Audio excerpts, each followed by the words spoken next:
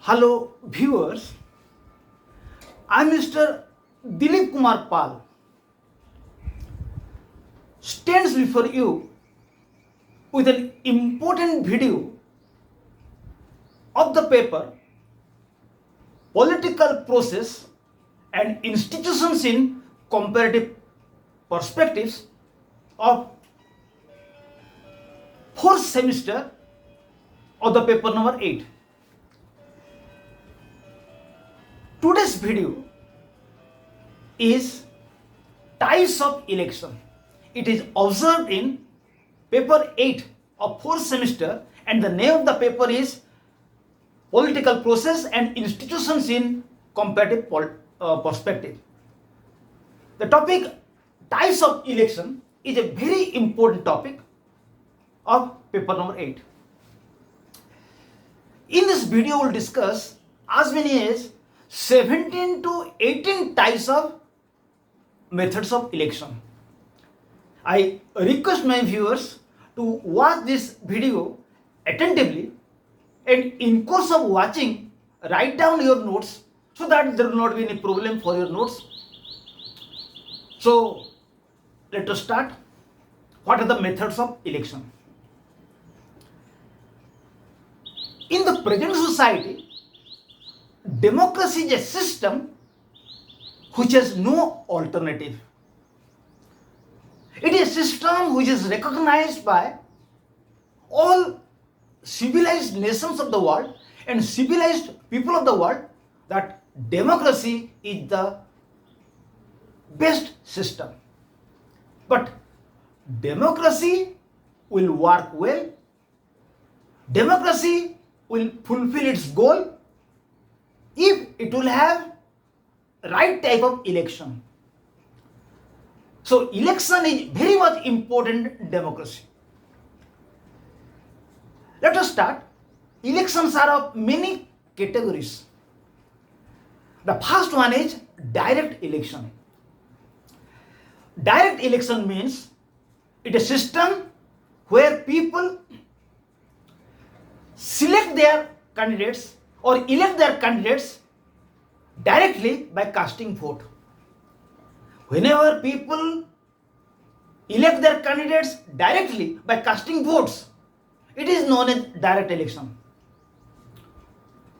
For example, in India, members of Lok Sabha and members of state level assemblies are elected by people directly.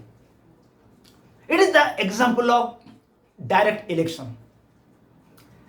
And this direct election has some merits and demerits. The first merit of direct election is that it is a truly a democratic method. People directly elect their representatives. It is truly a democratic method. Number 2, another merit of direct election is that in direct election, people exercise their sovereign power. It is a system where people exercise their real power by giving vote. Number 3, it is a system where there is a direct link between people and the representatives. Here people directly elect their representatives. So there is a direct link between people and their representatives. And fourth merit is that in system people are involved in politics. So their political knowledges are enlarged. And this direct election has also some demerits. The first demerit of direct election is that it is very expensive. Candidates will have to move door to door. They arrange party meetings. So it is an expensive system. It is the first demerit of direct election. Number 2, in direct election, as it is expensive, poor candidates hesitate to contest in election. And number 3, another demerit of direct election is that in direct election, there will be local rivalry, local revengefulness, because people will have to elect their candidate directly. So different candidates are involved. Sometimes local rivalries are created. Now 4, due to direct election,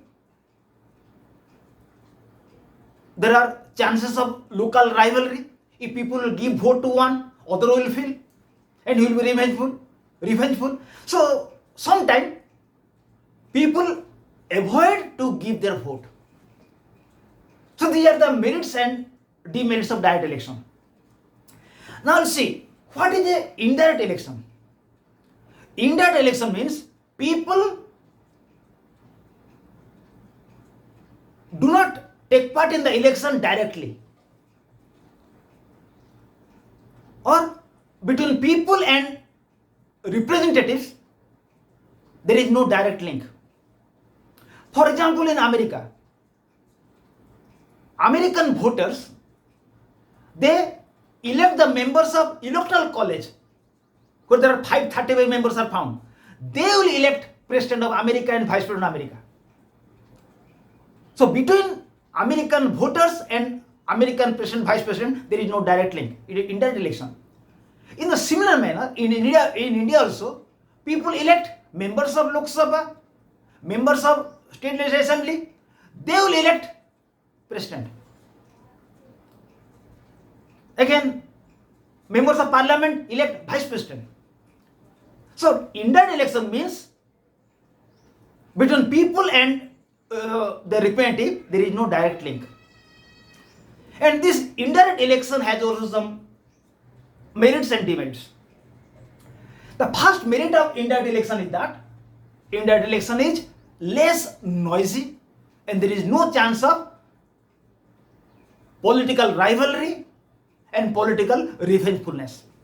Number 2, less role of political parties. In indirect election, political parties are not much involved. So there is a less role of political parties. Number 3, in indirect election, efficient candidates will come because people will elect the representatives. Again, these representatives will elect some other representatives. Mean efficient candidates will come. Number 4, here there is no question of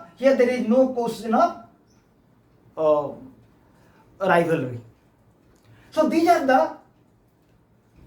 the merits of indirect election. Then what are the demerits of indirect election? The first demerit of indirect election is that it is not a democratic method because people elect their representative, these representative again elect another representative. So it is not a truly democratic method. Number 2, there is no direct link between people and their representatives, true representatives, because people will elect some representative, they in turn select another representative. So there is no direct link between people and the representative.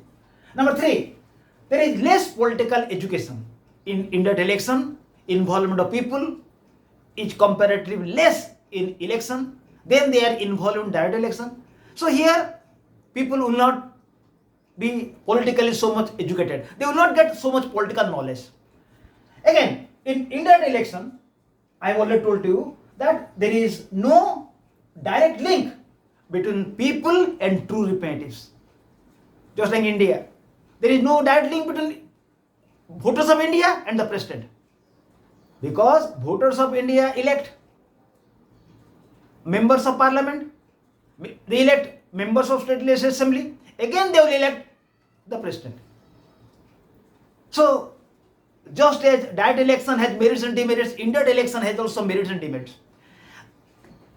Now we'll discuss. Third important thing is the territorial or geographical representation.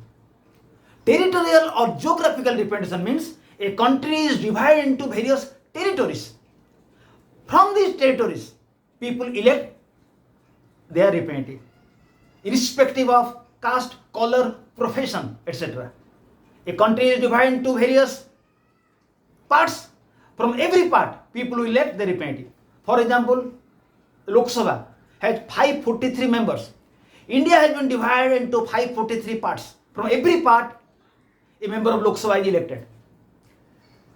Then, functional representation. Functional representation means, or occupational representation means, people of same occupation will elect a representative of same occupation to the legislature. For example, doctors will elect a doctor as a representative. Engineers will elect a engineer from their profession to the legislature.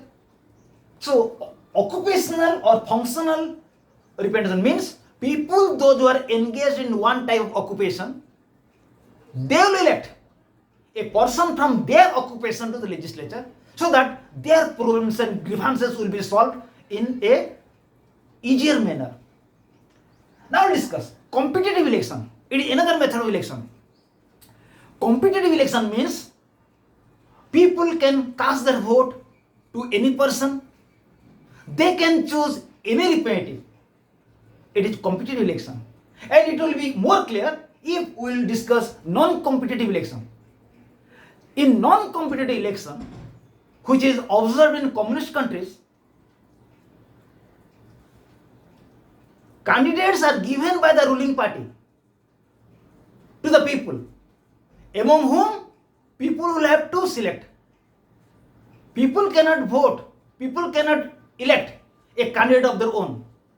Rather, the ruling party will give candidates to people, and people will have to select one among them. It is observed in China. In China, Communist Party will give candidates to people to elect, and people will have to choose one among them. And there is also a provision in China that there are some political parties which are loyal to Communist Party, and they will also prepare a candidate list, and it is approved by the Communist Party of China, and these candidate lists are also given to people. So in non-competitive elections, people will have to select a candidate which is given by the ruling party. It means the ruling party will give a list of candidates among whom the people will have to select one. It is non-competitive election. Okay, my viewers. Now we'll discuss fast past the post system, fast past the post system, or relative voting system, or simple majority voting system, or the majoritarian vote system. It is a system where any person will secure more votes, he will be declared elected. Any person who will secure more votes in comparison to his competence, he will be declared elected. Then absolute majority system. In absolute majority system, in order to be elected, a candidate will have to secure more than 51%. It is known as absolute vote system. Here, a candidate, by securing more votes in comparison to others, he cannot be declared elected. He will have to secure more than 51%. Okay, viewers. Now we'll discuss another important method, that is the proportional representation. Proportional representation is otherwise known as the Hare system. It was told by Thomas Hare, a man of England. And on the basis of Thomas Hare, this system is known as Hare system. And Thomas Hare told about this system for the first time in 1851 in his book Election Representatives, and it was experimented in Britain in 1855. But prior to Thomas Hare, there was also a person who told about this system, Carl Andre, a Spanish person. But he did not told about the system clearly. If Thomas Hare told about the system clearly, systematically, it is known as Hare system. So what this Hare system or proportional representation is? In the system, a candidate will have to be elected, he will have to secure a fixed quota of votes. So before election, the quota will have to be chalked out. For example, the quota is total number of valid votes divided by total number of seats plus 1, then in total there will be plus 1. It will be electoral quota. For example, in a constituency, total number of valid votes are 500. Seats are 4. So 500 divided by 4 plus 1, in the total there will be 101 votes. Unless a candidate will secure 101 votes, he will not be declared elected. So in system, the voters will be told to exercise their preferences. First preference, second preference, third preference. So in system, first of all, the first preference will be counted. If required number of seats will be filled up, election will be over. If required number of seats will not be filled up, second preference will be counted. If required number of seats will be filled up, election will be over. If in spite of that, seats are not filled up, then candidate who has secured lowest number of votes will be dropped and his votes will be distributed among contesting candidates. In spite of that, if the seats will not be filled up, again the candidate who has secured lowest number of votes, he will be eliminated and again his votes will be distributed among the contesting candidates. This process will continue till seats are filled up. Okay viewers, very good, that is good going. Now discuss minority representation. For the minority people there are some methods. There are as many as 6 methods. Number 1, limited voting system. In the limited voting system, people will be given a less number of votes than the total number of seats filled up. For example, there are 3 seats, people will be given 2 votes. People can cast these 2 votes in favor of one, or they may distribute these 2 votes between 2 candidates. It is limited voting system. Number 2, cumulative voting system. In the cumulative voting system, people will be given as many votes than the total number of seats filled up. If there are 3 seats, people will be given 3 votes. They can cast 3 votes in favor of one. If they will cast 3 votes in favor of one, it is known as plumping. Or they may divide 3 votes among 3 candidates. Or they may give 2 votes to one and 1 vote to another. It is cumulative voting system. Number 1. Number 3, second ballot system. Second ballot system means here voting will be held for second time. For example, in an election, A has got 300 votes, B has got 250 votes, C has got 200 votes. Here, A will not be declared elected, as he has got 300 votes. A has got 300 votes, B has got 250 votes, C has got 200 votes. Though A has got more number of votes, 300 votes, but 450 voters have not given him vote. So the candidate who has secured lowest number of votes, here C, 200 votes, he will be dropped, and again there will be election. It is known as the second ballot system, and in the second election, who will secure highest number of votes between A and B, he will be declared as elected. Okay viewers, very good. Number 4, nomination system. Here candidates are nominated. For example, in India, the president nominates 2 members to Lok Sabha from Anglo-Indian community. Here the candidates are nominated. It is nominated system, nomination system. Number 5, reservation system. In the system, some seats are reserved for minority, and for these reserved seats, election will be held among candidates of that minority community or that class. For example, in a constituency there are 4 persons, A, B, C, D, and C, D belong to minority community. And A has got 300 votes, B has got 200 votes, C has got 150 votes, D has got 100 votes. Here A and B will not be declared elected. Between general candidates A and B, A has got 300 votes, B has got 200 votes, A will be declared elected. And between the reserved candidates C and D, C has got 150 votes, D has got 100 votes. Here C will be declared elected. It is known as reservation seat system. Last one, communal election system. In this system, seats are reserved for some community, and people of this community, they will elect a person from their community to the legislature. In 1909, British government introduced the system in India. So these are the 6 systems under minority system. Now discuss list system. In the list system, people will not give vote to any person. They will give vote to the political parties. For example, in a constituency, there are 18,000 voters. Seats are 6. So per seat, 3,000 votes are required. Voters are 18,000. Seats are 6. So per seat, 3,000 voters are required. So when the voting was over, it was found that A party has got 9,000 votes, B party has got 6,000 votes, and C party has got 3,000 votes. So as there are 6 candidates, every party will have to give a list of 6 candidates serially. So as party A has got 9,000 votes, mean 3 seats. So first 3 candidates of party A will be declared elected. As B has got 6,000 votes, mean 2 seats. First 2 candidates of list B will be declared elected. As C has got 1 seat, 3,000 votes. So first candidate of party C will be declared elected. This is known as list system. Okay, viewers? Then last one is, which is very important, mixed system. In the mixed system, 2 methods are mixed. For example, number 1, FTTP plus list system. FPTP means first past the post system, means simple majority system plus list system.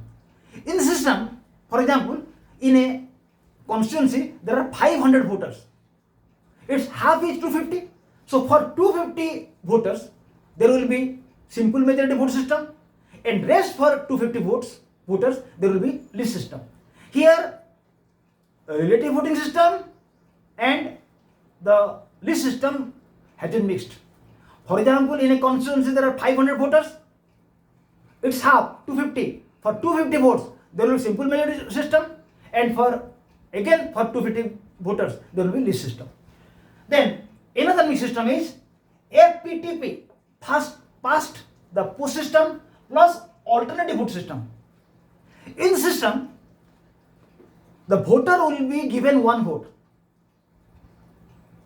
but they will be told to exercise their preferences. For example, in a constituency there are 4 candidates. So voter will give 1 vote, 1 person, and 3 preferences. So after the vote, if the seat will be filled up, then the election is over. Then if seat will not be filled up, then those who have secured highest number of votes, first 2 candidates, those who have secured highest number of votes, they will be kept, others will be eliminated. Then those who have been eliminated, or those who are eliminated, their list will be brought, and in their list it will be seen that in the second preference, between these 2 candidates, they have secured how many votes, and after that, between these 2 candidates, who will secure highest number of votes will be declared elected. So my viewers, in this video we have discussed elaborately with examples about various methods of election. I request my viewers to subscribe. It is an academic channel.